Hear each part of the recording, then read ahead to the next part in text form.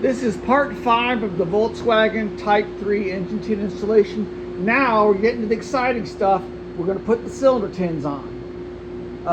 Julio Perez is the guy who sent me his Type 3 engine tin. And like I said, I've never done a Type 3, so this is my first one. And this is a really cool color. This is a silver metallic with a dark red transparent over it. And in the sunlight, it really pops. So he's going to be very happy when he gets this. So we're going to do the 1-2 side first. And it just goes on pretty easy. Boom. That's all there is to it. You see how this fits nice around here?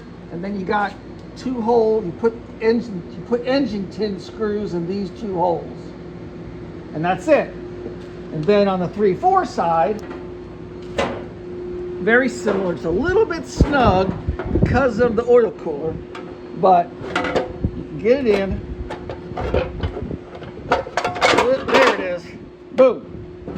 It's on, and you put these 2 engine tin screws in.